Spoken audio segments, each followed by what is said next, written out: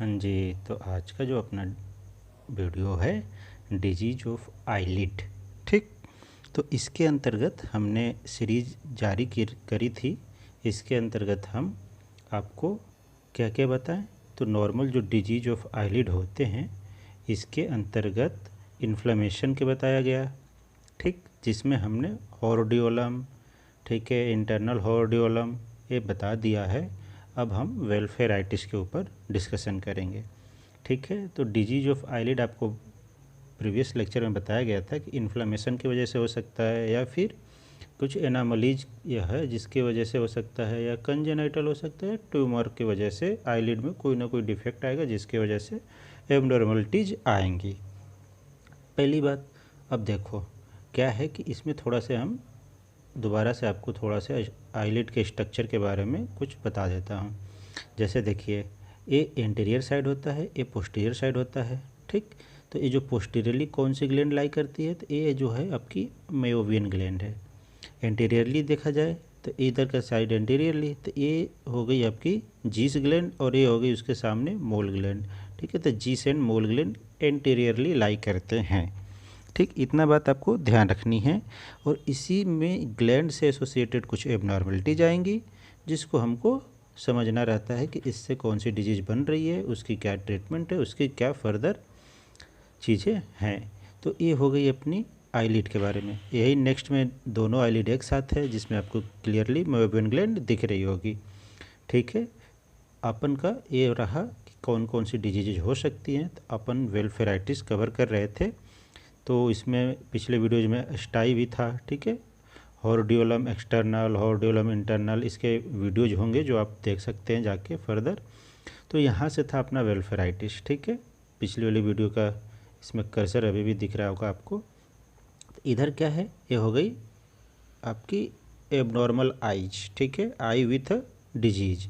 ये हो गई आपकी नॉर्मल आइज। तो इसमें क्या दिख रहा है आपको कि ये जो आईलिड है, आईलिड की जो मार्जिन है, आईलिड की जो कलर है, ठीक है, वो नॉर्मल कलर है। और इसकी इंटीरियर वॉल भी क्लियर है, पोस्टीरियर वॉल भी क्लियर है, ठीक है। यानी इंटीरियर बॉर्डर पोस्टीरियर बॉर्डर भी आईलिड की एकदम वेल डेवलप और नॉर्मल पोजीशन शेप साइज में है।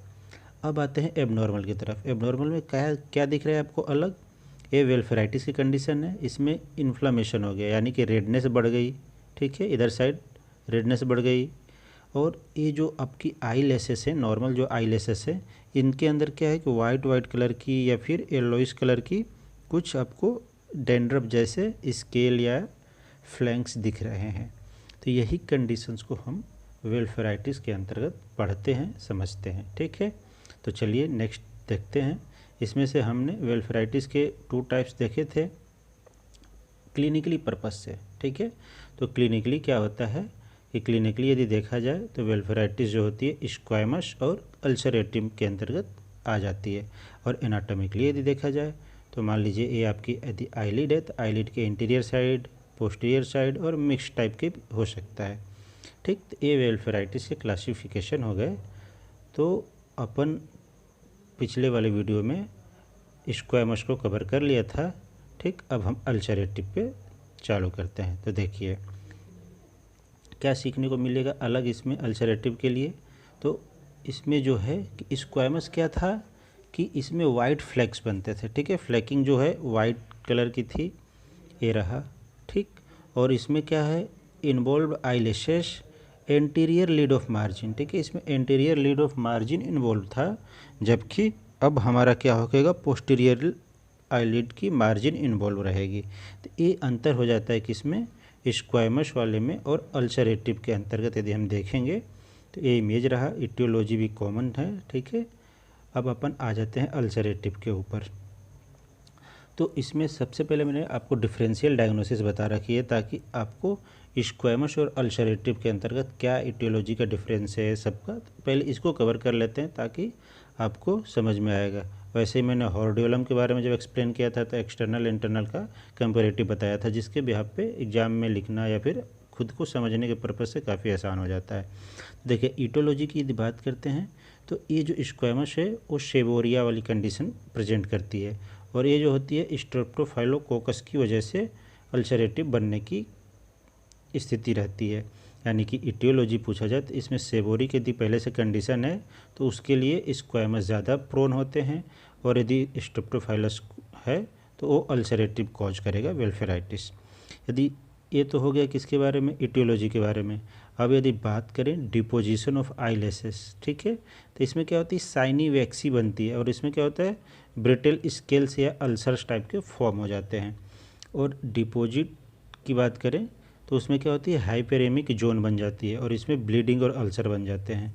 चूँकि आपको पता है स्क्वैमस वाली क्या है कि इसमें भी वाइट फ्लैंक्स है, उस फ्लैंक्स को यदि हटाते हो या फिर वाइट क्रस्ट बोल सकते हो, ठीक है, यदि आप उसको आई लेसेस के अंदर से साफ़ करोगे तो उसमें क्या होता है ना कि ऐसा लगता है कि पूरा जो आई लेसेस हैं वो क्या हो जाती हैं, आई लेसेस की जो बेसल पार्ट है यानी कि आईलिड वो क्या होती है, हाइपरेमिक हो जाती है, यानी कि रेडिश नेचर आ जाता है उसके अंदर, लेकिन ब्लीडिंग नहीं होती।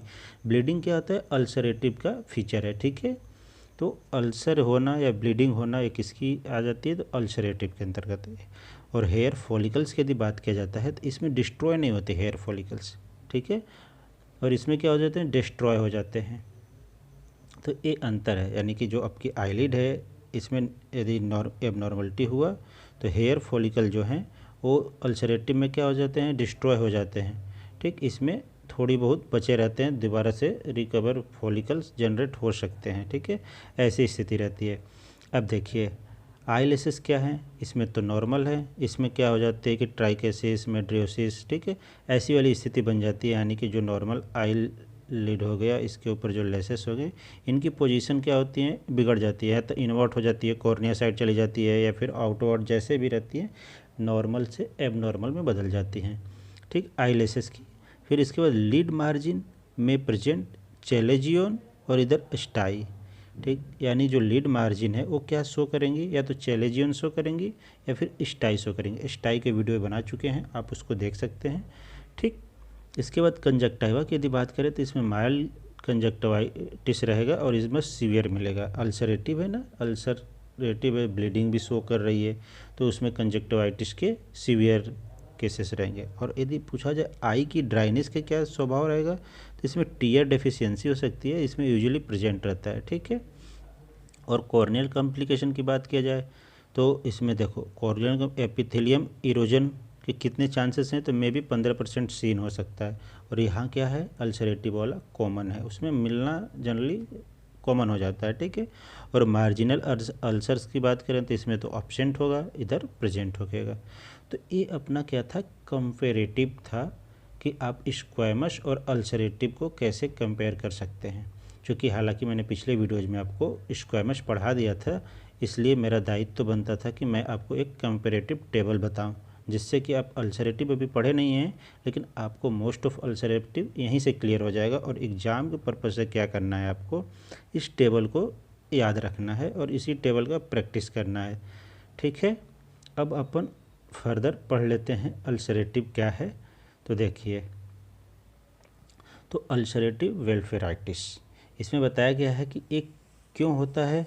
तो हमने कंपेरेटिव में देखा था कि इसमें इन्फेक्शन होता है, किसका, तो स्ट्रेप्टोफाइलो का, ठीक है। तो ये देखो infective condition in lid margin, पहली बात।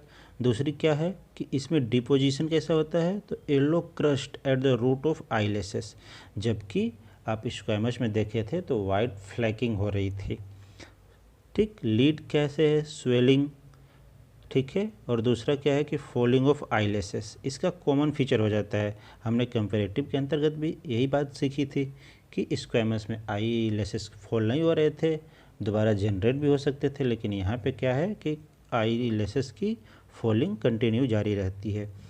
रही बात ग्लैंड एसोसिएशन की, तो इसमें जो ग्लैंड होती है, जो मेयोवियन ग्लैंड है, उसकी इन्फ्लेमेशन की वजह से ये समस्याएं बनती है। अब रही बात इसमें भी ये था उसमें भी था, ठीक है, लेकिन ये क्या है, पोस्टीरियर वेलफेराइटिस की बात आ जाती है, क्योंकि मेयोवियन ग्लैंड पोस्टीरियर लाई करती है आईलिड पे, इसलिए ये पोस्टीरियर वेलफेराइटिस के क्लासिफिकेशन में भी इसको रख सकते हैं, ठीक। अब देखो इतना हुआ, अब अपन चलते हैं इसकी इटियोलॉजी के बारे में। इटियोलॉजी इसकी क्या क्या है, तो देखो अल्सरेटिव वेलफेराइटिस कॉमन है किसमें, तो जो बच्चे लोग अपना हाइजीन मेंटेन नहीं करते हैं, ठीक है, पुअर पर्सनल हाइजीन जो रहती है उनमें कॉमन हो जाती है मिलने का, ठीक। और मोस्ट ऑफ जो चाइल्ड रहते हैं इनमें मिलता है, ठीक है। क्योंकि स्टाई की भी कंडीशन बनती है, यानी आँखों के चिपकने जैसी कंडीशन बनती है, बचपन में अक्सर होता है लोगों के, ठीक है। तो ये मोस्ट कॉमन ऑर्गेनिज्म क्या है, ठीक है। इसमें यदि बात किया जाए तो आपके स्ट्रेप्टोफाइलोकोकस है, ठीक। और इसमें देखो द कंडीशन में भी सेकेंडरी टू कोरोनिक कंजक्टिवाइटिस, यानी कि एक प्रकार से कोई व्यक्ति है जो सेकेंडरी से लेके जो कोरोनिक कंजक्टिवाइटिस है, ये क्या होते हैं, प्रोन हो जाते हैं किसके लिए, तो अल्सरेटिव वेलफेराइटिस करवाने के लिए। तो यानी कहने का मतलब इटियोलॉजी में अपन 3 चीज़ें देखें, जो बच्चे लोग अपना हाइजीन मेंटेन नहीं करते हैं, या फिर जो पैथोजन का डायरेक्ट इन्फेक्शन हो जाए, या फिर सेकेंडरी टू कोरोनिक कंजक्टिवाइटिस के यदि केस है तो इसमें मिलने के रिस्क फैक्टर बढ़ जाते हैं, ठीक है। तो ये इटियोलॉजी थी आपकी अल्सरेटिव की वेलफेराइटिस के अंतर्गत, ठीक। अब अपन फर्दर देखते हैं इसके क्लिनिकल फीचर्स। तो क्लिनिकल फीचर्स की जो पहली है, intense etching, swelling, redness of lid margin, ये सेम चीज़ें किधर भी थी आपको जब स्क्वैमस वेलफेराइटिस देखे उसमें भी कॉमन थी। अब डिफरेंस क्या है, falling of lashes, watering and photophobia, यानी कि माइल्ड फोटोफोबिया, ऐसा भी नहीं है कि आदमी को दिखेगा नहीं, लेकिन माइल्ड फोटोफोबिया की कंडीशन क्लिनिकल अल्सरेटिव, ठीक है, क्लिनिकल फीचर्स में पाया जाता है अल्सरेटिव वेलफेराइटिस के अंतर्गत, ठीक। ये आपकी पहली हो जाएगी जो चीज़ें कॉमन सी रहती है उसको लिखने के लिए, कि इंटेंस इचिंग, स्वेलिंग, रेडनेस, ये तो कॉमन हो गया, ठीक है, स्क्वैमस और वेलफेराइटिस में दोनों में। डिफरेंशियल क्या हो गया, falling of laces, watering, photophobia, ये आपकी डिफरेंशियली क्लिनिकल फीचर्स शो करेंगे। फर्दर और क्या क्लिनिकल फीचर्स मिलता है, तो क्रस्ट ग्लू, यानी कि जो आई लेसेस पे जो डेंड्रफ जैसी जो क्रस्ट जमा हुए हैं वो क्या करते हैं कि आई लेसेस टुगेदर, ठीक है, डिफ़िकल्टी इन ओपनिंग, वो क्या होते हैं, स्टिकी नेचर के होते हैं तो चिपक जाते हैं, जिसकी वजह से क्या होता है कि आई लेसेस या फिर आईलिड अपनी ओपन करने में थोड़ी सी एक्सटर्नल फोर्स लगाना पड़ता है।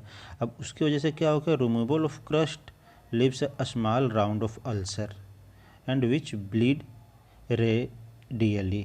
तो ऐसी स्थिति बन जाती है कि ये मान लीजिए आपकी आईलिड है, ठीक है, और ये बीच में ऐसे बंद हुआ, फिर इसमें क्या हो गया, एडेशन टाइप की नेचर आ गई। अब ये एडेशन की वजह से क्या होगा, खोलोगे तो खोलने से क्या होता है कि उस पर थोड़ा से क्रस्ट जो होते हैं और हटते हैं तो उससे राउंड अल्सर क्रिएट हो जाता है, ठीक। और राउंड अल्सर जो होते हैं उससे ब्लीड होने की संभावना रहती है। तो हमने जब कंपैरेटिव टेबल देखा था तो उसके अंतर्गत भी तो ये बताया गया था कि जो स्क्वैमस थी उसमें ब्लीडिंग की संभावना नहीं थी, इधर ब्लीडिंग की संभावना बढ़ जाती है। तो ये क्लिनिकल फीचर्स हो गए आपका। ये जो पहला वाला है कॉमन हो गया, इस सेकेंड लाइन का जो है वो आपकी डिफरेंशियली डायग्नोसिस करने में काम आ जाएगी, और जो थर्ड है वो स्पेशल फीचर है कि ग्लू लाइक मतलब टेंडेंसी शो करते हैं। चलिए, तो अब क्लिनिकल फीचर देख लिए, तो क्लिनिकल फीचर्स के बाद अपन इसके 2 और क्लिनिकल फीचर स्पेशल टाइप के हैं, जैसे कि जो आपको इमेज में दिख रही है कंडीशन, इसमें क्या है, क्लोग्ड मेओबियन ग्लैंड, ठीक है, मेओबियन ग्लैंड की क्लोडिंग, और ये वेलफेराइटिस की स्थिति, और ये मेओबियन में इन्फ्लेमेशन की स्थिति दर्शा रही है। तो ऐसे शो हो जाते हैं अपनी आईलिड जो होती है ना, ऐसे एकदम, ये देख रहे हो ग्लैंड की क्या हो गई है, इसमें एक प्रकार से जो वाइटिश वाइटिश या फिर पिंकिश पिंकिश टाइप की इसमें पस लाइक स्ट्रक्चर भर जाता है, ठीक। अब देखो, ulcerative blepharitis has a chronic course, यानी कि इसकी जो कोर्स होती है ना स्क्वैमस की तुलना में क्रोनिक होता है, ठीक। और इसमें जो मेओबियन ग्लैंड है उसकी इन्फ्लेमेशन की वजह से या फिर क्रोनिक कंजक्टिवाइटिस इसके लिए क्या होता है, एक प्रकार से इटियोलॉजी की तरह कार्य कर रहा था क्रोनिक। अब आपकी जो मेओबियन ग्लैंड है उसमें ब्लॉकेज हो जाता है, और मेओबियन डक्ट जो होती है उसके वजह से और ब्लोटिंग ऑफ ग्लैंड हो जाती है। ये सारी स्थितियाँ बनती हैं तब जाके आपकी जो क्रोनिक अल्सरेशन है, ठीक है, इसके अंतर्गत के क्लिनिकल फीचर्स रिप्रेजेंट होते हैं, ठीक। तो यानी कि जो मेनली क्लिनिकल फीचर्स हैं ये तो आपको एज ए दिखेगा, ठीक है, पेशेंट आएंगे तो एक कंप्लेंट्स लेकर आएंगे और ये आपको ऑब्जर्व होगा, ठीक। लेकिन ये वाली जो क्लिनिकल फीचर्स थे ये अपन एक प्रकार से पैथोलॉजिकल क्लिनिकल फीचर्स मैंने यहाँ पर रिप्रेजेंट करने की कोशिश करी, ठीक है। अब अपन फर्दर आगे देखते हैं इसके कॉम्प्लिकेशन क्या क्या हैं। तो कॉम्प्लिकेशन में क्या मिलेगी आपको, वेल्फराइटिस परसिस्ट लॉन्ग टाइम यदि बनी रहती है तो उससे अल्सरेटिव जो कंडीशन है वो क्या प्रोग्रेस करेगा, तो deeply destroy the hair follicle, यानी कि हेयर फॉलिंग जो आपके आईलैशेस के फॉलिंग तो इसमें अल्सरेटिव में कॉमन फीचर था, लेकिन यदि वो सस्टेन बना रहा तो उससे क्या होगा कि अपना जो रिजल्टिंग क्या है कि हेयर फॉलिकल्स की जो ग्लैंड है, ठीक है, वो डिस्ट्रॉय हो जाएंगे, तो फॉलिंग ऑफ सीलिया हो जाएगा। ठीक, पहली बात। दूसरी क्या है कि cilia are often not replaced and only few distorted and stunted one. ठीक, अब इसके कंडीशन में क्या होता है कि इसके लिए जो शब्द बोला जाता है मेड्रोसिस, तो ये स्थिति बनती है। कॉम्प्लिकेशन की बात कर रहे हैं, ठीक है। तो पहली कॉम्प्लिकेशन क्या हुआ कि आपको यदि वेल्फेराइटिस परसिस्ट रहेगी तो आपकी जो हेयर फॉलिकल्स हैं, ठीक है, वो परमानेंटली डिस्ट्रॉय हो सकते हैं या डीपली डिस्ट्रॉय हो सकते हैं, जिसकी वजह से कि फॉलिंग ऑफ आईलैशेस की कंडीशन परमानेंट रह सकती है। ठीक, पहली बात। दूसरी क्या है कि आपको मेड्रोसिस की कंडीशन मिल सकती है। इसमें क्या होता है कि cilia are often not replaced and only few distorted, ऐसी कंडीशन बन जाती है, या सनटेड वन कम ऑफ, ऐसी स्थिति जब रहती है तो उसके लिए शब्द क्या यूज करते हैं, मेड्रोसिस। ठीक, तो एक कॉम्प्लिकेशन आ सकती है। और क्या होता है, shallow ulcer of the blepharitis heal by fibrosis, यानी फाइब्रोसिस होने का मतलब कि एक प्रकार की आपकी जो आईलिड है ना वो थोड़ी सी थिक हो जाएगी और हार्ड हो जाएगी, तो ऐसी स्थिति कॉम्प्लिकेशन में बन सकती है। यानी कहने का मतलब है शॉर्ट में कि हेयर फॉलिकल्स यानी कि आईलैशेस की जो फॉलिकल्स हैं वो डिस्ट्रॉय हो सकती हैं, ठीक है, मेड्रोसिस की कंडीशन बन सकती है, ठीक, और तीसरा क्या हो सकती है, फाइब्रोसिस हो सकती है। तो ये सारी स्थितियाँ क्रिएट हो सकती हैं। अब रही बात ट्रीटमेंट की। अब तक हमने समस्याएं देखी, अब ट्रीटमेंट में क्या दे सकते हैं। तो पहली है एक मैकेनिकल एक्सप्रेशन, ठीक है, यानी कि करना कुछ नहीं है, मेयोबियन जो ग्लैंड है उसको पार्टिकुलरली हेल्पफुल इन, ठीक है, जो भी सिम्टम्स हैं इसके अंतर्गत उसको अपन दूर करें, ठीक है, पहली बात। दूसरी, इसमें ट्रीटमेंट में क्या दे सकते हैं आप ट्रीटमेंट के अंतर्गत, तो आप है सोडियम बाइकार्बोनेट की जो लोशन होती है 3% वाली, उसको यूज कर सकते हैं। आप एंटीबायोटिक ऑइंटमेंट भी दे सकते हैं, जो कि क्या है 2 से 3 टाइम पर डे यूज करना रहेगा पेशेंट को, तो इससे आपकी क्योर होने की संभावनाएं बढ़ जाती हैं। या फिर सिस्टेमिक जो टेट्रासाइक्लिन का एडमिनिस्ट्रेशन आप कर सकते हो, काफ़ी हद तक पेशेंट में अच्छी रहती है। या फिर सिस्टेमिक कार्टी को स्टेरॉइड भी आप एक प्रकार से इसको अवॉइड करना होता है, ठीक है, अल्सरेटिव वेल्फेराइटिस के अंतर्गत। ये वाली जो चीज़ें हैं ये आपको ध्यान रखनी है कि systemic corticosteroid should be avoided in ulcerative blepharitis, ठीक, लेकिन सिस्टेमिक टेट्रासाइक्लिन एडमिनिस्ट्रेशन आप कर सकते हो, ठीक है, वो यूजफुल इन पेशेंट रहता है।